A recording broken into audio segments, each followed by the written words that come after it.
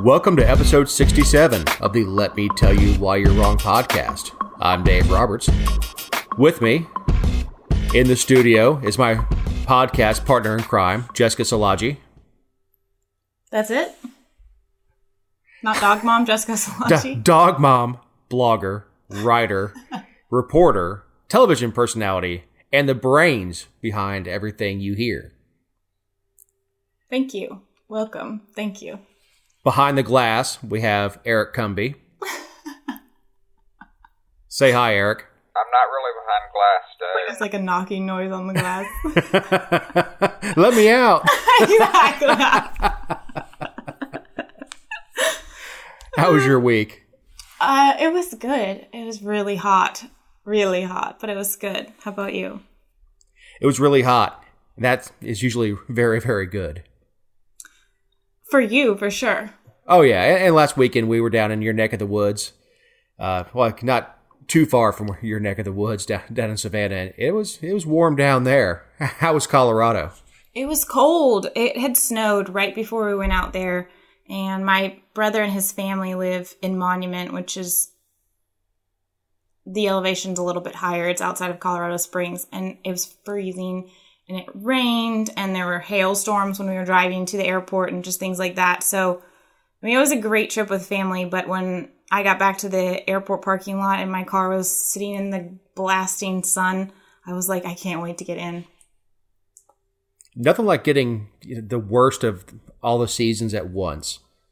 Leaving 100-degree weather, getting snow, hailstorms, tornadoes, dogs and cats living together.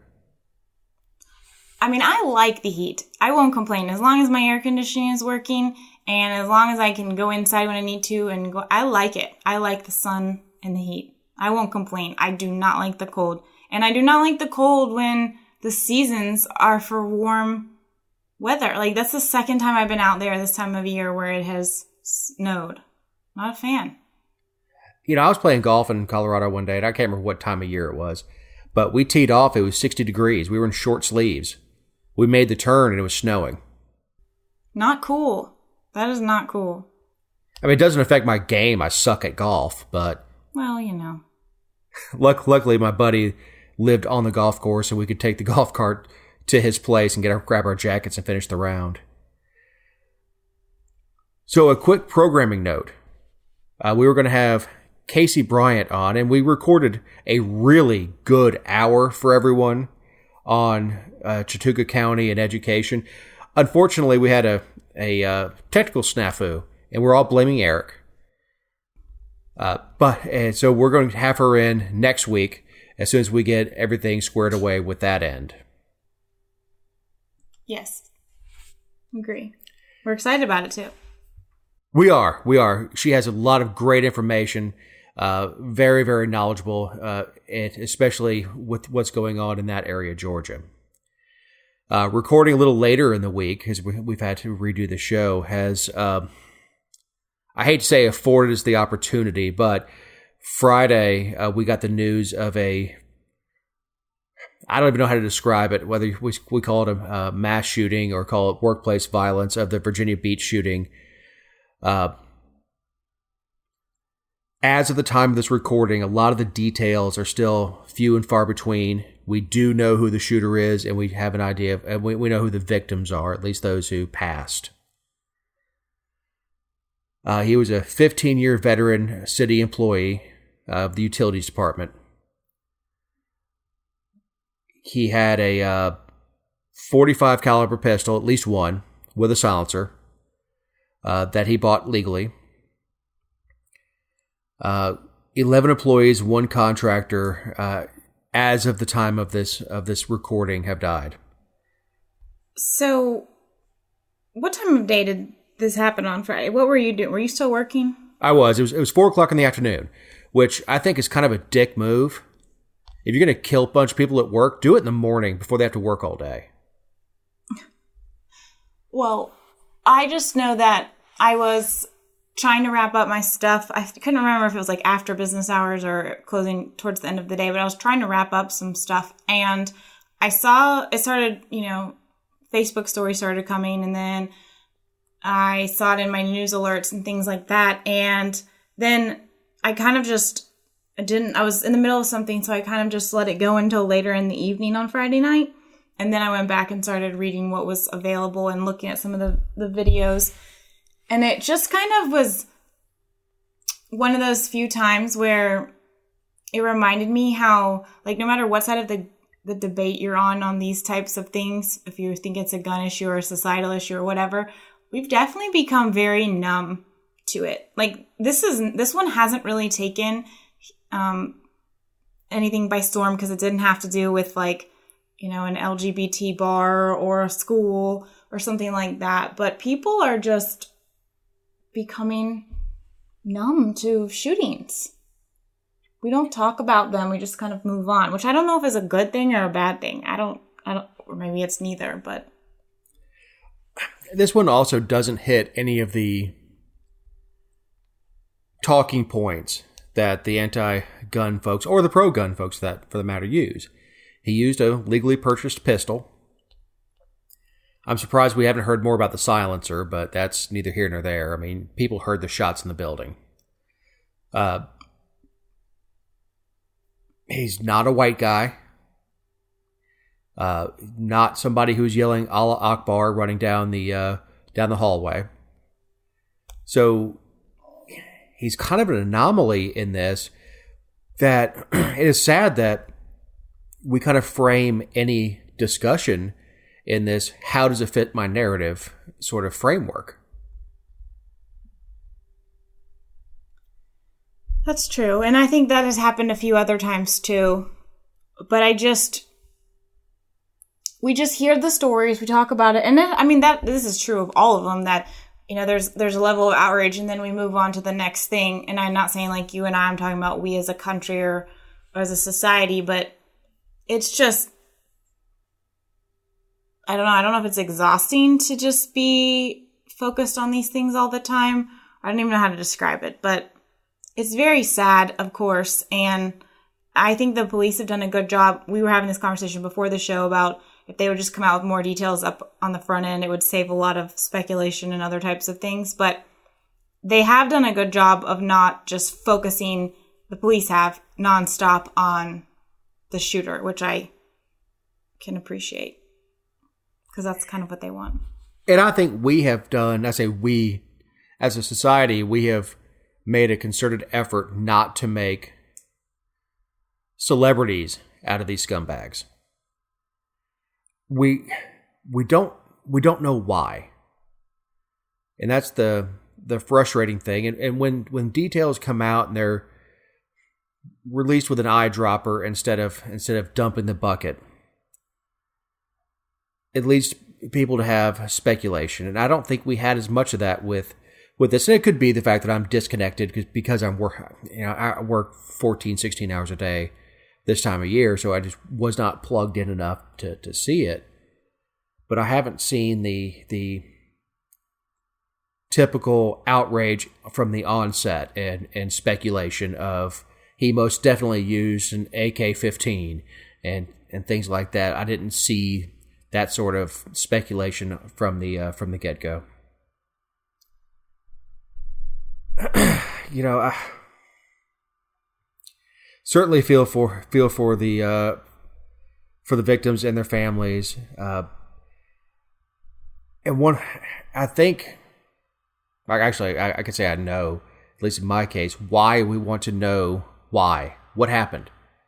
What causes a guy after 15 years to walk in to the bathroom, greet somebody, brush his teeth the way he did every Friday, walk out to his car, grab a couple pistols, and start killing people? It's hard to comprehend. And the thing that I've never understood is the premeditation aspect. Like, you think about doing this, you plan to do this, and then you get in the car and you drive to wherever you're going, and then you walk in the building, and then you do it. Like, that's truly deranged, because there's people, I mean, not to minimize anything, but like a lot of us go shopping for a big item purchase, like you're going to go buy a car, and when you get there, you're like, you know what, actually, I want to take a few more days. Like, that just shows that these people are not operating on the same mental level as us.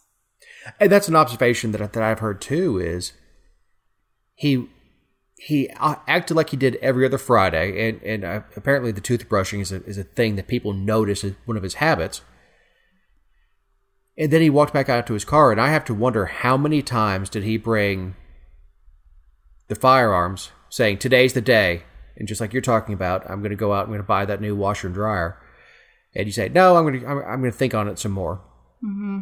So how many times did he do that and look around and say, I'm going to kill everybody in here, and go, not today, and walk out? And the mental derangement that goes into that, and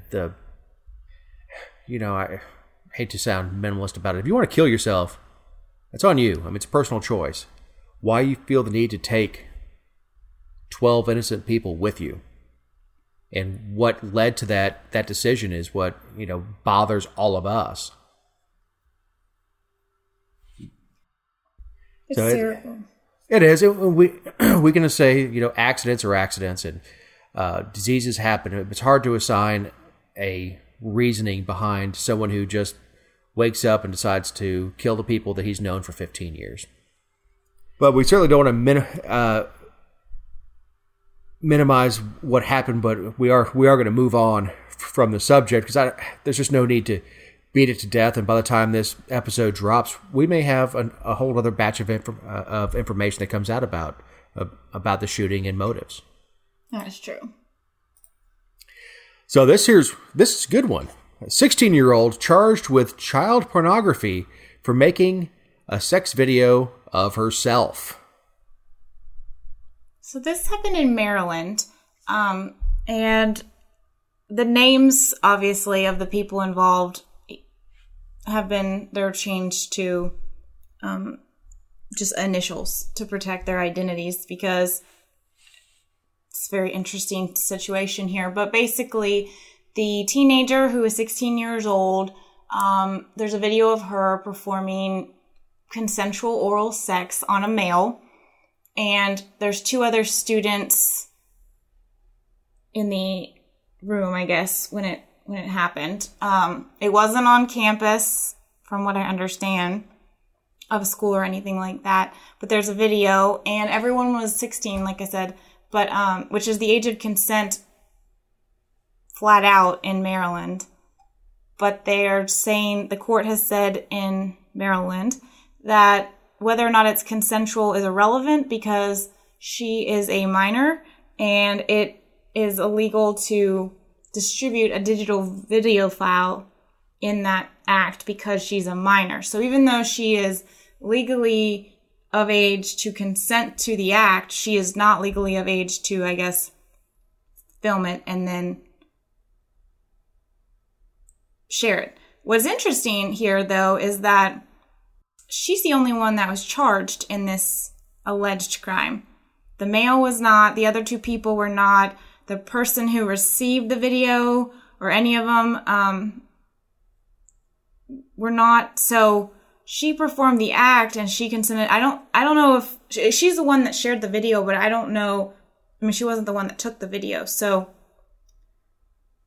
there's a whole bunch of things wrong with it. And I'll note, too, that Maryland's age of consent is actually 14 for sex if the other person is 4 years older or less. So a 14-year-old could be with an 18-year-old or something like that. So it looks like this is probably one of those things that regardless is going to lead to a change in one of the laws somehow, because if you can participate, you should be allowed to film it and share it. If it's not child molestation, it's not child porn. I'm going to not use the word should be allowed, but there certainly should be no punishment if there's no victim. And since there's no victim, there's no crime. And that's... If we say that, I know you're a big L, I'm a little L libertarian. I am not a big L. Are you not a big L? No, I am not a big L. But there's no victim, there's no crime. Right. And we say that about drug offenses. If you're caught possessing a pocket full of weed, there's no victim, there's no crime. And in this case, there's no victim. She's the one who acted in the video. She's the one who distributed it. So who's the victim? Certainly the male's not the victim. And I do have to say that I thought my high school life was a little more interesting, and apparently it was not. Because there are there are two other people in the room while this is going on. Yeah, this is definitely an odd situation, and this is one of those cases where I think, if you were to share this article on social media, you would have a lot of commenters saying, well, she shouldn't have been doing that in the first place, and what were those other people doing watching, and why would she record it, blah, blah, blah. I understand all those things, and those are probably things that a lot of us would not do.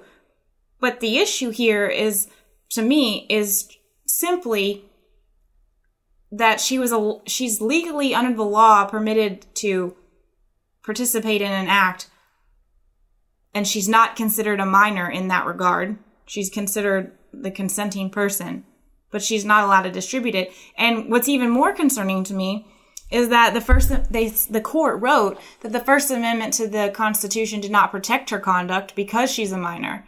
And even though they, in that same sentence, said, like, it's a video file of herself engaged as a subject in a consensual sexual conduct. And what a terrible case for your parents to have to foot the legal bill of. Oh, God.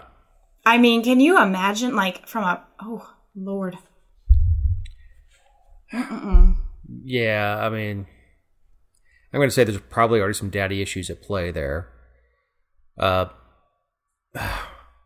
do you... I don't know. I don't even know how you approach the subject. Mom, Dad, I've been charged with distributing child porn. I mean, the details that I know about this, obviously her parents have more details on it, and that's terribly embarrassing for everybody involved. Right. Like, it's uncomfortable, especially at that age, if there's a nude scene that comes on in a movie that everybody's watching. Like, okay. Right. That happened. Let's not discuss it. And you know that the video came up in court and is going to continue to. I mean, and the whole thing is alarming. The fact that it even got to court from a local level, like, this had to start in someone's superior court for this to escalate to what it has. And there's a Reason article that talks about that initial case. And the prosecutor said that the state wasn't doing it to prove a point, but they believed that the girl was in need of guidance and rehabilitation for something deeper, and they're just trying to help her. Poor choice of words. Not the role of government. That goes back to the parents. And as embarrassing a situation as it is, this video comes out. First of all, her friends suck. They went to the resource officer at the school. Her friends suck. Yes. But at that point, you go to the parents, say, look, this is what's going on. And at that point, it's up to the parent to say, well, let me get my kid in counseling. I mean, after the initial shock of what the hell's the matter with you, is that at that point you address the larger issue of, you're becoming an adult, but you never want to videotape this stuff because it will never go away. Yeah, she's never running for office at this point. Yeah, if it ever gets uncovered. Yeah, the prosecutor's comments are unfortunate. And it's somebody who obviously thinks the state is the parent in this role, because the state needs to get the child some counseling. And don't worry, she won't have to register as a sex offender or anything. Well, that's not an excuse for taking up bandwidth in the criminal justice system. Well, and what's also interesting, I mean, I guess I'm not sure if it's interesting, but the case, I was wrong. It did not, it technically was Superior Court, but it started in juvenile court. So she was never going to face the mandatory sentence, and she was never going to have to register as a sex offender. And and it says that she was initially put on probation and referred for a mental health evaluation. Now, I feel sure that if this happened to a lot of people, juvenile records are sealed, and they would just take their sentence and kind of just deal with it, get the evaluation, get any counseling that was, recommended, do the probation, and move on with their life. It's interesting to me that, someone is behind this, whether it's the lawyer or her parents. Like, I think they want to see a bigger change here. Like I was talking about, either with the legislature or the courts or something. And I agree. The charge itself is ridiculous. The fact that the appeals court held it up, and it'd be interesting to see if this goes to the Maryland Supreme Court, or if they push it to SCOTUS. Because again, no victim. Even with the counseling, I don't know what counseling you give at this point. It's not being a 16-year-old that makes poor sexual decisions is not a mental illness. It's being 16.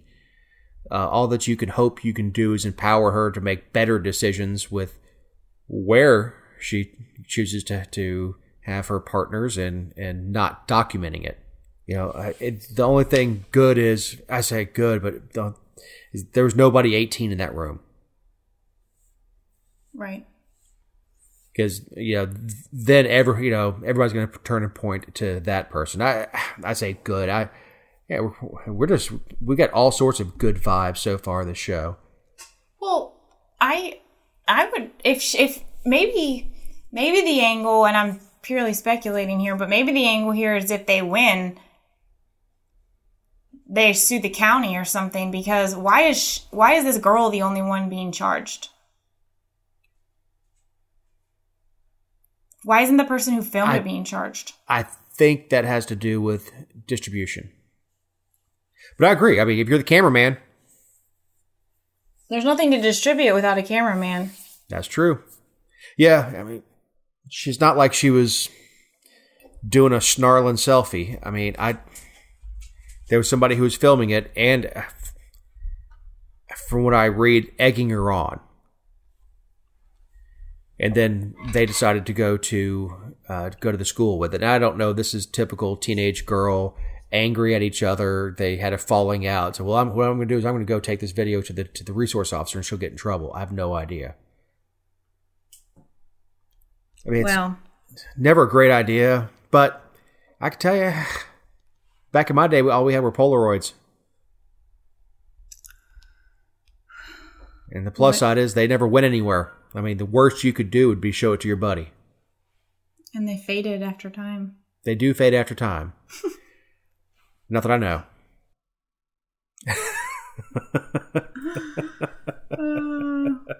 The other thing, too, is that, and I never was in a position where like this type of thing would happen, but cameras used to be a lot louder. Like cell phones, or if they're on silent, there's no indication that it's recording. Video is quieter.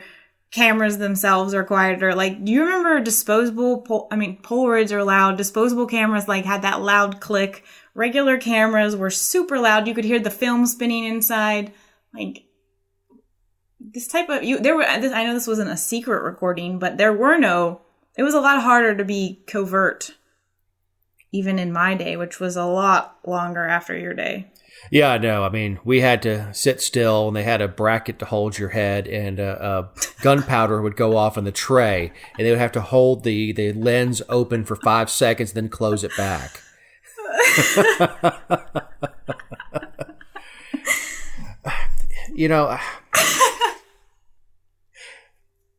Me being old just makes you so happy.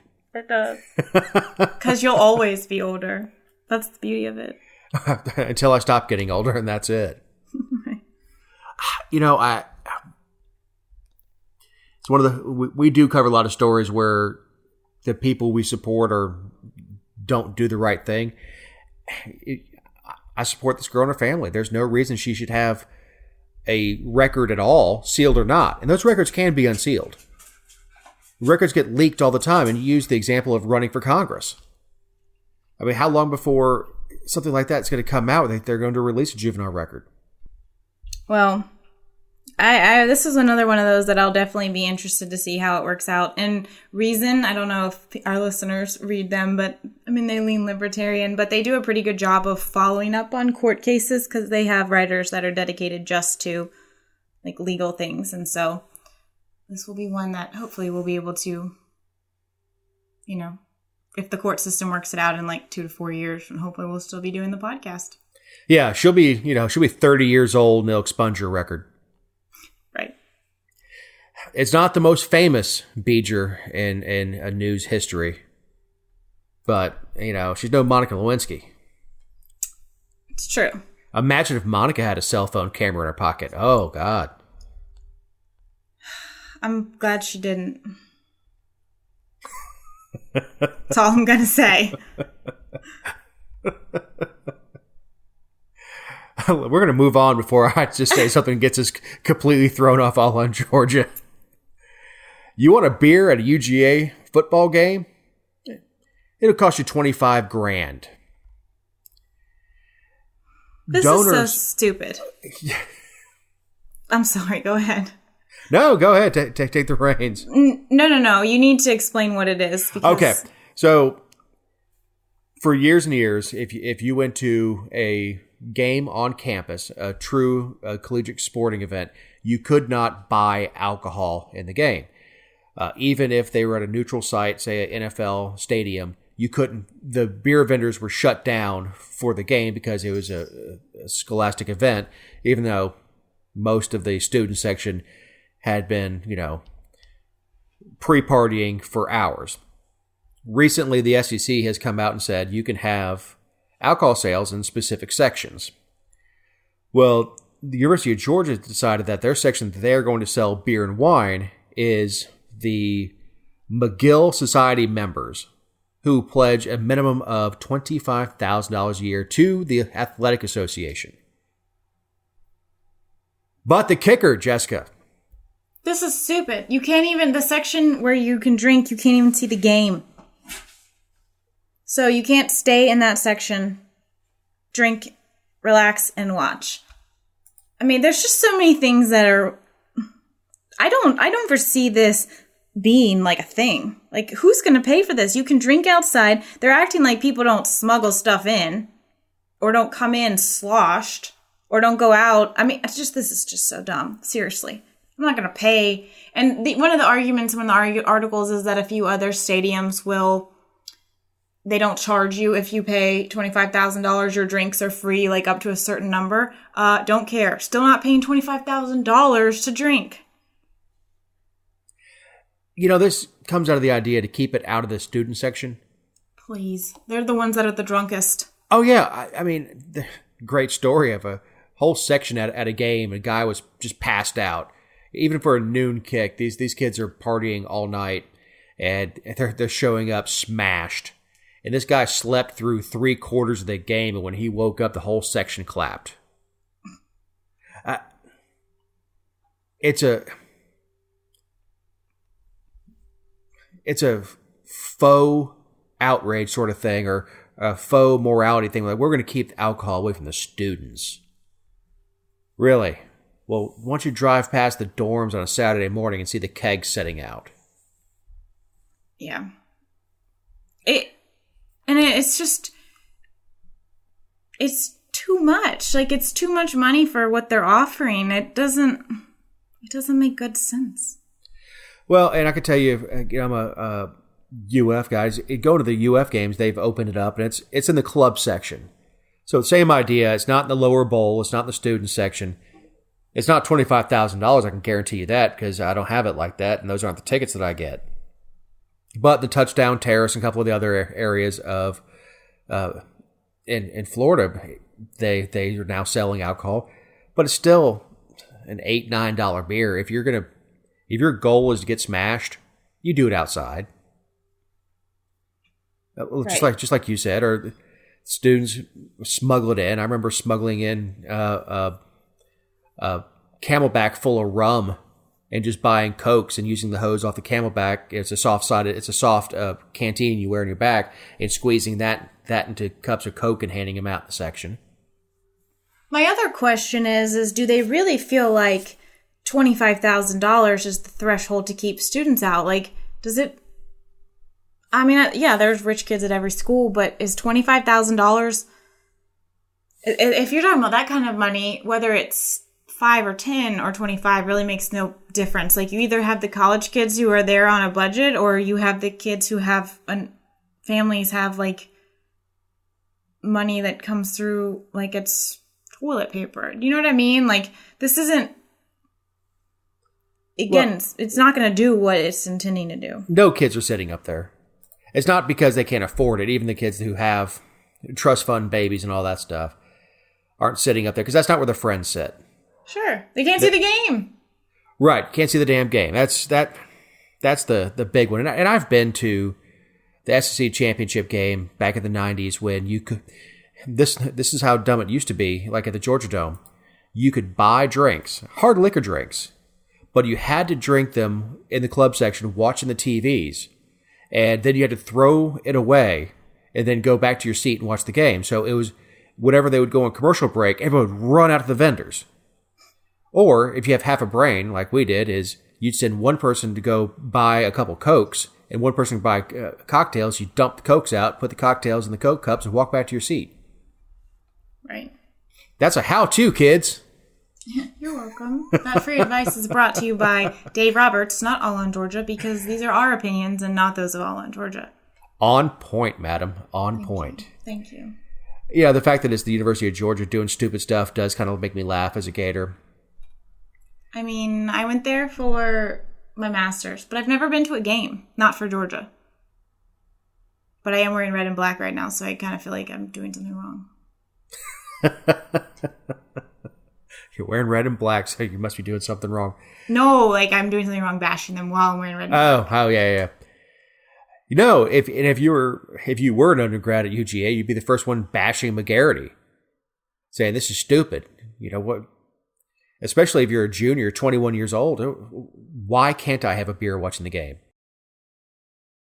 It doesn't make sense, and I feel like they're missing out on the money that they'd like to have. The whole thing is just a mess.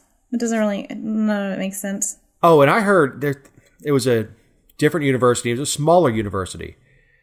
And I heard how much, when they opened up alcohol sales in their stadium, they eclipsed their 1-year projections, and I think in 2 games. Wow. Because, look, Coors Light does not cost $8. Sure. It just doesn't. So the rest of that is pure profit. I think $8, like, literally would taste better than Coors Light, too. Oh, yeah. So the bad thing about going to the Braves game is Coors bought the rights, and that's the can they try to sell everywhere as Coors Light. Especially for the smaller universities, all that money goes directly into the sports programs, and all the sports programs, not just football. Because of Title IX, it goes to all the sports programs. It allows, especially the smaller universities, to be able to afford things like a lacrosse team and other programs that they can't normally fund because there's just not enough to go around. UGA doesn't have that problem, but it seems like they're being more transparent than most, saying, yeah, as long as you drop $25,000, you can drink. Because that money's going to the Athletic Association. It's not going to the General Scholarship Fund. Right. And it's certainly not going to, like, you know, I don't know what programs they have on campus, but young students against alcoholism or anything like that. It's not going for anything altruistic. It's just, hey, you line our pockets, you can have some beer. We beat that one down enough? I think so. So, are you anti-vax? Are you pro-vaccination? It doesn't matter. You're being trolled by the Russians.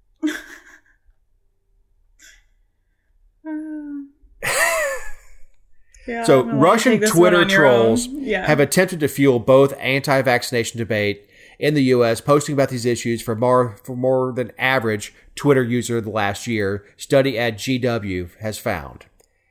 The quote-unquote sophisticated bots shared opinions from both sides of the anti-vaxxer debate, which took the U.S. by storm and prompted tech companies to crack down on the spread of misinformation surrounding vaccinations.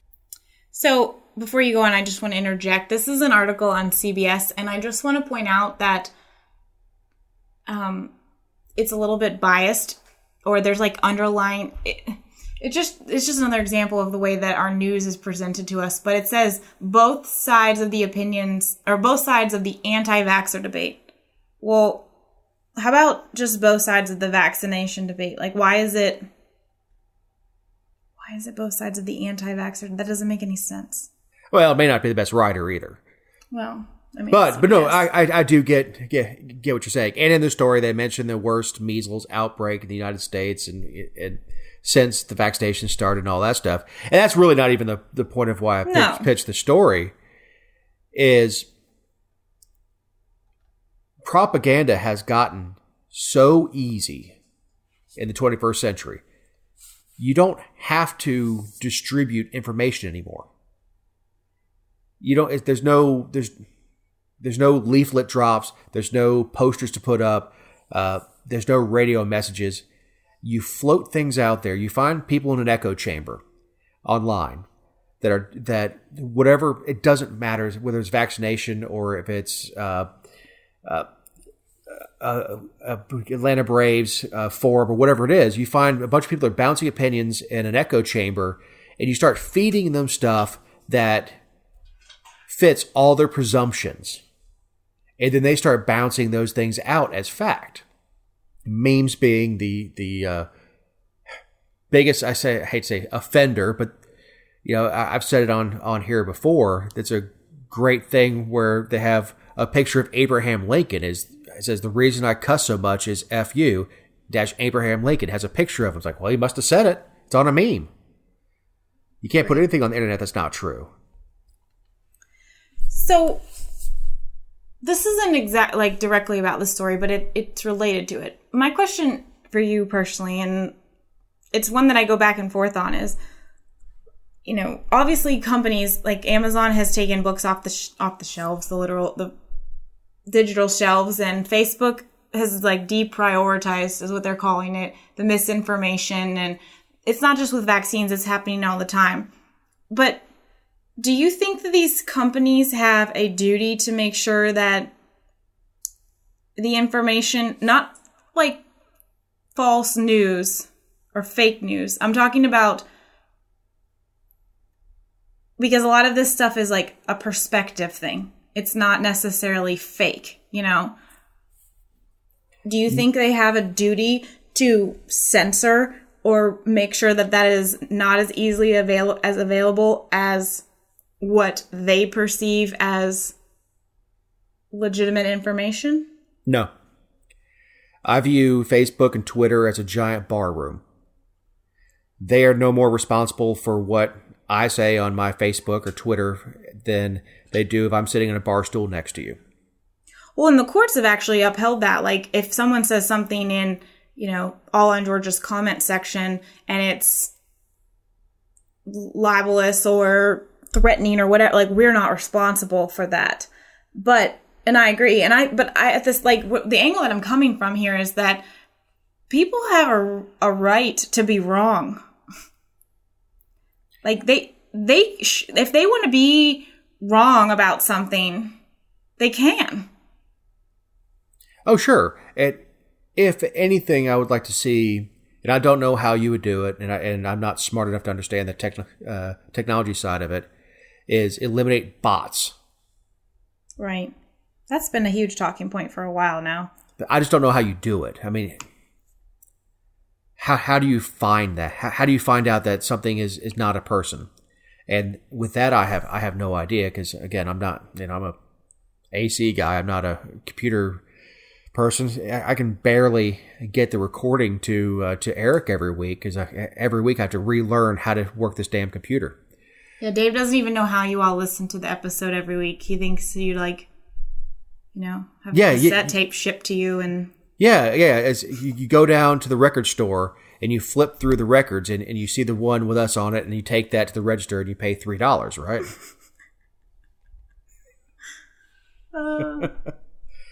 But, again, this doesn't matter what side of the debate you're on.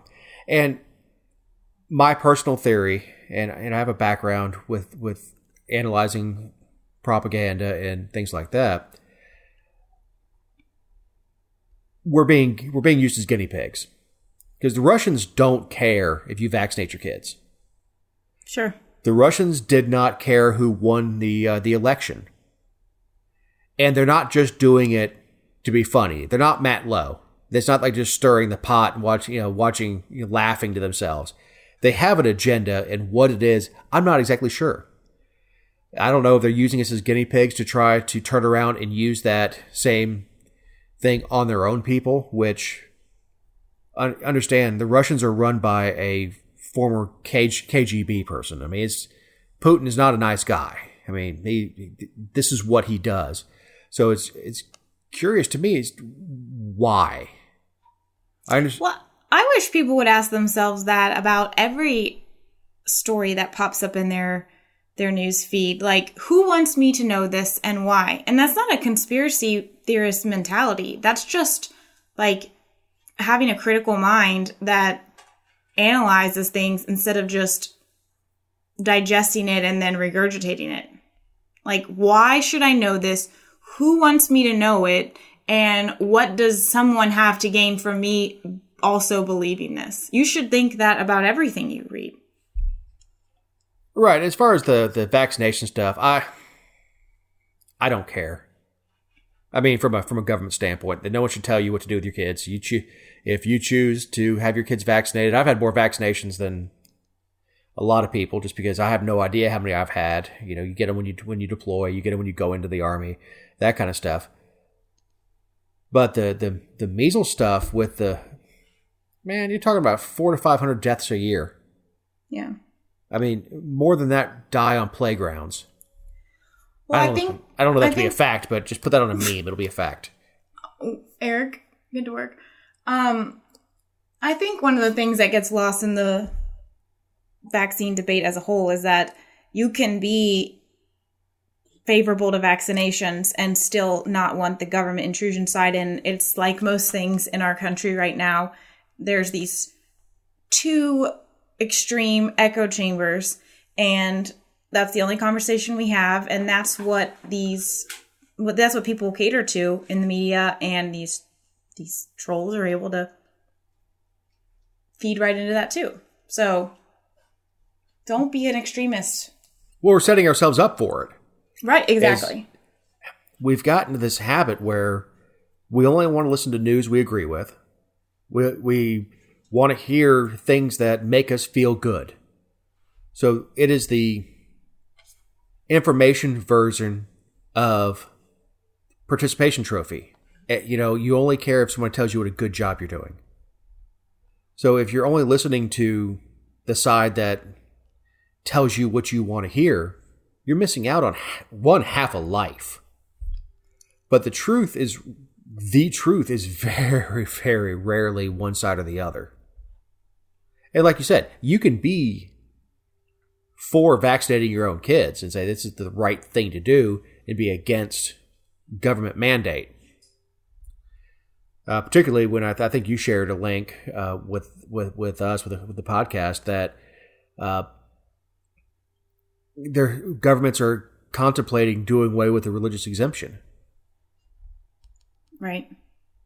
Yeah, I don't want to get into a vaccination debate with it or anything like that, but that gets off on a hog trail and away from the point of the story, which is we are being used collectively as a tool for the propagandists in Russia, and it's working. And it is working. It's working very, very well. And I know the listeners to the show, we're preaching to the choir. Is anybody who spends time and listens to the show is capable of thinking critically. We just need to share that ability with more people so we can get more people thinking critically. Well, I'm glad we agree. Good work. Oh, awesome radio. We agree. Yes. Colorado caps insulin copays at $100 per month. This is the most obnoxious story of the week. I saw the American Diabetes Association shared this video on their Facebook page. Can't remember what day, but they did. And then there wasn't really a whole lot of news about it. And then all of a sudden, of course, it came by storm and it was all over the place. But basically, it caps the co-pays in the state of Colorado at $100 a month for insulin. And then it requires the Department of Law to investigate the price of the drug, which is insulin, and report these findings to the governor, the insurance commissioner, the judiciary, and both the House and Senate. Because insulin costs have risen so much over the past several years. And I think in like a 4-year period, insulin in Colorado went up by 540%. And again, not to be like, this always comes across as so insensitive because people need insulin to live.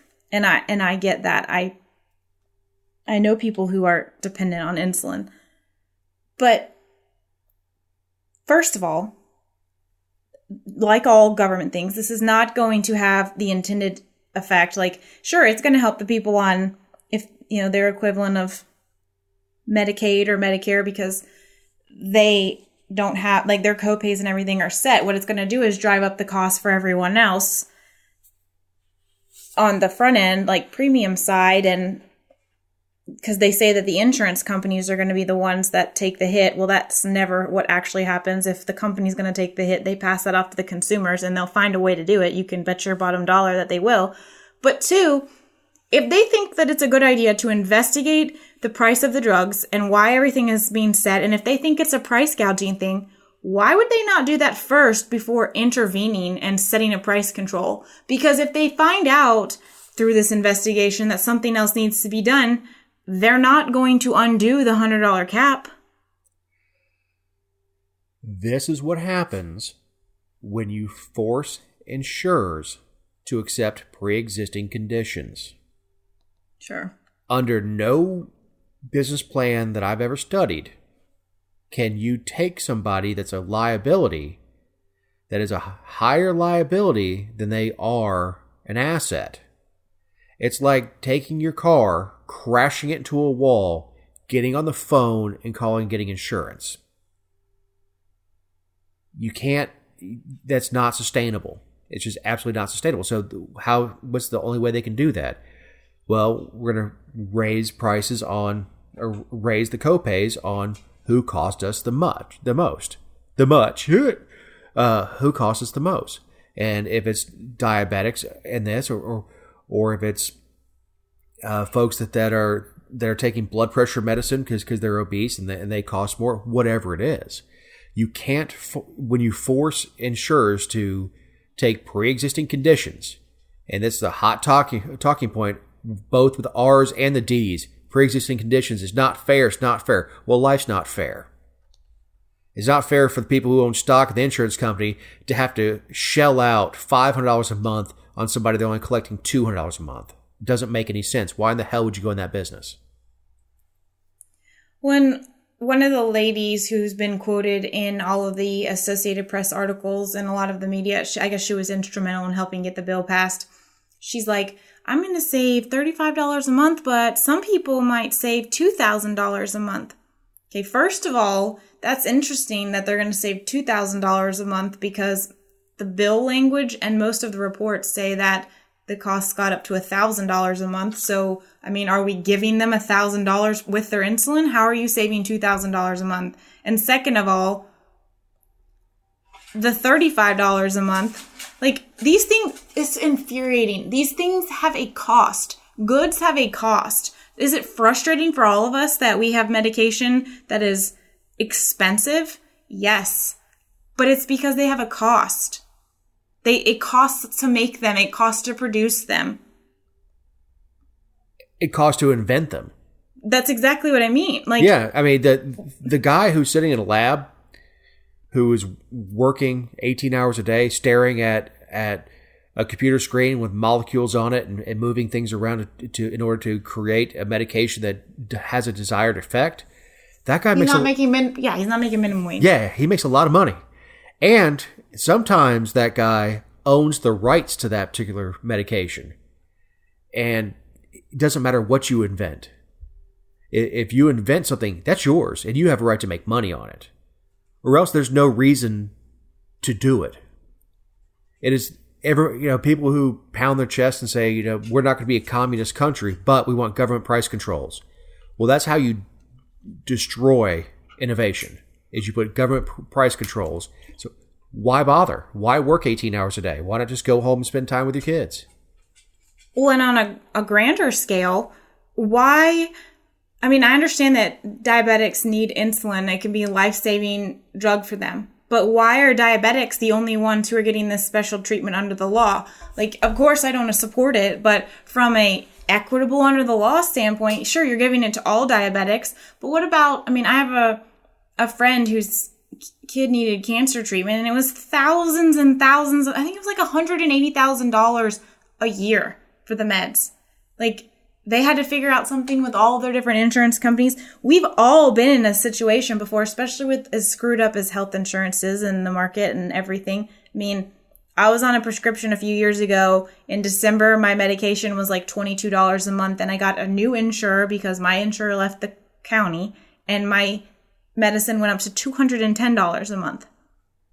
It doesn't mean that I called my legislator and was like, hey, first of all, they wouldn't take my call, but if they did, I would not ask them to change the law. Not only would you not ask them to change the law, it sure was nice before government fixed it. I'm old enough to remember what insurance was like before they fixed it. It sure was nice with all that free marketability. It sure was nice when you could go. I never minded paying for my physical. That everything that the law says you get free from your doctor is not free. You pay for it somewhere else. When the Affordable Care Act was being debated, a person who was on the radio and said something. They were British, and they said, if you create government health care and government mandates, that will be the talking point in every election from here on out. And that so far it's been true. Is the government creates the problem, and they're going to offer to fix it for them. That's just wonderful. And it's only going to get worse. And I hate when people are like, when the state does something wrong, and they're like, oh, well, they're just coming like California. But Colorado really is. I mean, they've made some super progressive decisions in the last several years. Not even talking about weed, but just everything in general. And the fact that they're taking the lead on something like this just shows that we're headed in the downward spiral. Oh yeah, and the thing is, they started off the article with talking about gouging. The government to use anybody in government having the audacity to use the word gouging after I've seen my tax bills. Go F yourself. And tell me what's gouging. A government who's never created anything, has no inherent wealth of its own that doesn't steal from other people, is going to tell me as a business owner that my prices are gouging. Shut up. Get back in your box. Get back in your box. And you had an interesting footnote on here. Minnesota woman. The price of insulin controls my life. State lawmakers don't care. Yeah, so this is an opinion piece on the Huffington Post, and the Huffington Post has really tanked in recent years, and I will be the first to admit that. But I still enjoy reading their stuff sometimes because, like, especially their opinion pieces, because I can acknowledge that it's just someone else's perspective. It's not just totally biased news or nitpicking and stuff. I really like their health section and things like that. This is one of those articles where it mixed health, and it just so happened to be, I think she wrote it after the Colorado thing, but she's talking about the quest in Minnesota. So anyway, she's talking about how expensive everything is and how you need the latest technology and it's that her state doesn't care, but she acknowledges that her insurance company has paid for $36,000 in diabetes related medical costs in the last 12 years. And she had a $2,200 deductible. Like, it's really hard for me to feel bad for you when you're getting the care and the supplies that you need and it's costing you something. Like, she's talking about this $36,000 insulin pump. Okay, well, you paid $2,200 for it, and on worst case, if that's the first thing you bought before you met your deductible. Like, that's a machine. What do you expect it to cost? And it keeps you alive. Shut up. Right. I mean, this has got to be a 1,500 word column of her saying, I am resentful of the way my need for access to affordable insulin has dictated my life choices. Look, life sucks. And those of us who don't have a life-threatening issue are blessed that we don't have to make decisions like this to just, for things that keep us alive. But we all have to make sacrifices. Like, you got dealt a crappy hand and you have type 1 diabetes. I'm sorry, but that doesn't mean like the world should stop and the world or the government should just craft every bill to make it cost $0 for you because this happened to you. Of course it should.